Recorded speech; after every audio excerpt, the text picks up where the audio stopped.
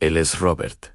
Nació en 1925, en un pequeño pueblo que olía a pan recién hecho y a tierra mojada. Su infancia fue un torbellino de juegos en la calle, rodillas raspadas y los cuentos de mi abuelo sobre la Gran Guerra. No entendía mucho de política, solo sabía que algo oscuro se cernía sobre Europa, como una tormenta que se niega a pasar. Las noticias en la radio sonaban cada vez más graves, y los rostros de los adultos se llenaban de una preocupación que yo apenas comenzaba a comprender. La inocencia es frágil, y la mía se rompió el día que vi los primeros uniformes marchando por nuestra plaza.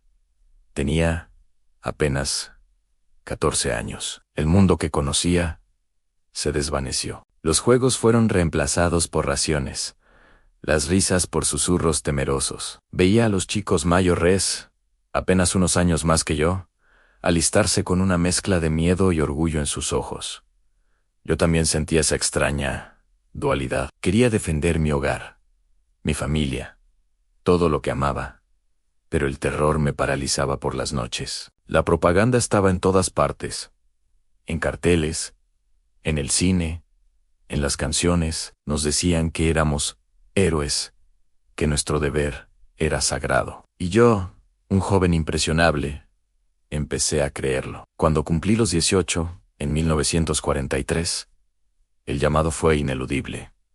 Me despedí de mi madre en la estación de tren. Su abrazo fue tan fuerte que sentí que intentaba grabar mi presencia en su memoria por si no volvía. Me dio una pequeña foto de la familia y me hizo prometer que la llevaría siempre conmigo. Ese trozo de papel se convirtió en mi talismán, en el ancla que me mantenía cuerdo en medio de la locura.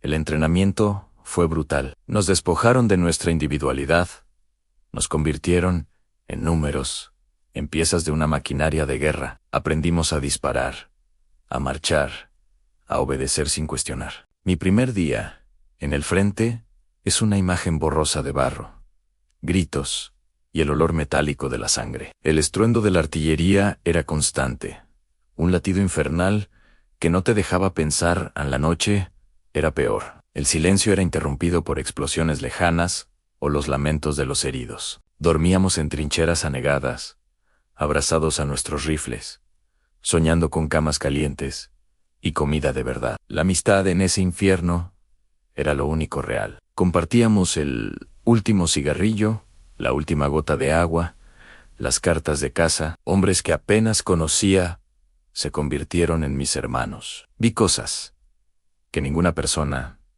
debería ver. Vi caer amigos a mi lado, jóvenes con futuros prometedores, reducidos a un recuerdo en una carta. Aprendí que la guerra no tiene nada de glorioso. Es sucia, es cruel y deshumaniza. En medio del caos, había pequeños actos de bondad que brillaban como estrellas en la noche más oscura. Un soldado enemigo que me perdonó la vida cuando pudo habérmela quitado. Una anciana que nos ofreció una sopa caliente a escondidas. Esos momentos me recordaban que, bajo los uniformes, todos éramos simplemente hombres asustados, lejos de casa. Recuerdo una noche de Navidad. Estábamos en un bosque helado, y alguien empezó a cantar un villancico en voz baja. Pronto, varias voces se unieron, creando una melodía frágil en medio de la desolación. Por un instante, no éramos soldados, éramos solo chicos que extrañaban a sus familias. El enemigo, a unos cientos de metros, debió escucharnos, porque esa noche no hubo disparos. Fue una tregua no declarada, un milagro silencioso, en medio del horror. Ese recuerdo me ha acompañado toda mi vida, como prueba de que la humanidad puede sobrevivir, incluso en las peores circunstancias. El final de la guerra llegó de forma abrupta. La noticia se extendió como un reguero de pólvora. Hubo vítores, abrazos y lágrimas de alivio. Habíamos sobrevivido, pero la alegría estaba teñida de una profunda tristeza por los que no lo lograron. El viaje de regreso a casa fue largo y silencioso. Yo ya no era el mismo chico que se fue. Mis ojos habían visto demasiado.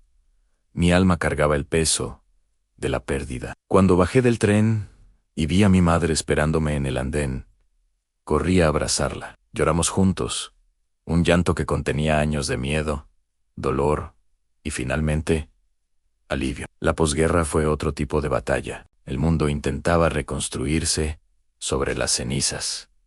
Y yo intentaba reconstruirme a mí mismo. Las pesadillas me visitaban cada noche.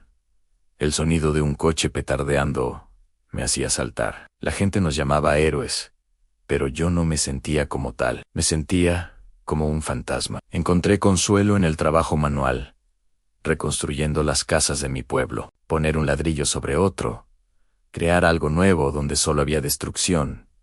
Me ayudó a sanar. Conocí a una mujer. Su sonrisa era como el primer rayo de sol después de la tormenta. Con ella formé una familia. Tuve hijos y luego nietos. Intenté darles la infancia que a mí me robaron. Nunca les conté los detalles más crudos de la guerra. Cómo explicarles el horror sin robarles su inocencia. Pero sí les hablé de la importancia de la paz, del valor de la empatía y de no dar por sentada la libertad. Les mostré la foto que mi madre me dio, ahora gastada y arrugada, y les conté que fue mi faro en la oscuridad. Con los años, las cicatrices del alma se fueron suavizando, aunque nunca desaparecieron del todo. Viví hasta los 78 años. Vi el mundo cambiar de formas que nunca hubiera imaginado. Vi caer muros, vi antiguos enemigos darse la mano. Vi a mis nietos crecer en un mundo en paz. Y ese fue mi mayor triunfo. Mi vida fue un testimonio de la resiliencia del espíritu humano. Sobreviví a la guerra.